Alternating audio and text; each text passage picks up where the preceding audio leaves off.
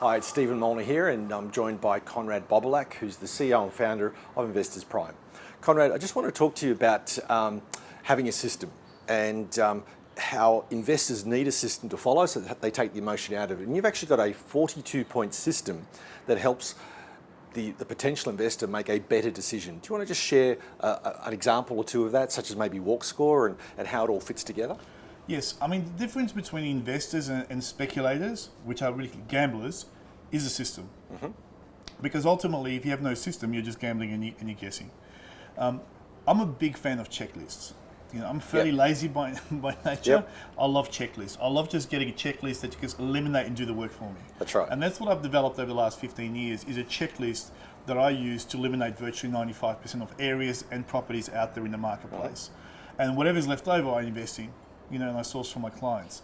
So I've developed a 42-point criteria. It's actually, if you really look at all the criteria, it's actually about 46 points, but let's say it's 42-point criteria. Mm-hmm. And it's a way of eliminating areas and then properties in those areas. And some of the things, so I'll give you an example of some of the things I look for. My primary objective as an investor, and a lot of buy and hold investors, the primary objective is to make capital gain. Yes. So I look for areas that have had 10% historical growth for the last 10 years. Mm-hmm. So 10% per year, last 10 years. That's number one. Number two, I look for areas that have high income per household. Yes.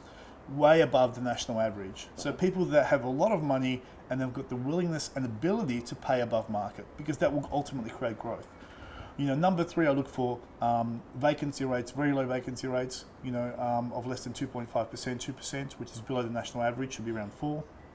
You know, I look for things like rental yields. You know, you want to obviously make sure that it doesn't cost you a lot out of pocket to hold onto those properties. But beyond that, I go from macro to micro level. Mm-hmm. You know, and we end up with the actual property itself. The even things like never invest in apartments less than 50 square meters internal. You know, because you've got lending restrictions. And because my background is not only real estate investing, but my background, if anyone read my book, Australian Property Finance Made Simple, my background is mortgage broking and banking. A lot of the criteria has to do with lending. You know, so a lot of lenders don't like particular properties or dimensions of properties or location of properties. We've got postcode restrictions.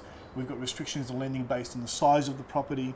You know, so generally anything with 50 square meters internal or less, you know, your maximum borrowing capacity is 80% LVR. If you've got more than 50 apartments in a development, it's considered high density. Once again, you've got lending restrictions, you know. So as you're investing, you've got to think about your plan and your ability, not only to buy that property, but to revalue that property eventually and leapfrog from that property to another property. Right. So investing in property is like playing chess. Yes. You're not thinking about the next move, you're thinking about, or the best players think about the next two moves. That's right. And that's what you're doing every time you accumulate a property. You're asking yourself a question, is that property going to help me to buy the next property and the property after that? And to help you, you've developed this checklist and this system.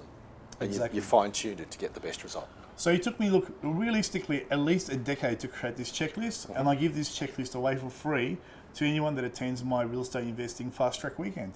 So if you're listening to this right now, all you got to do is check out the website below, register yourself, and you can get my checklist and save yourself a decade of research and trial and error. Sure. So compress a decade into a weekend. Absolutely. That's the best way. That's the best way. All right, wonderful. Well, thank you very much, Konrad. Thank you.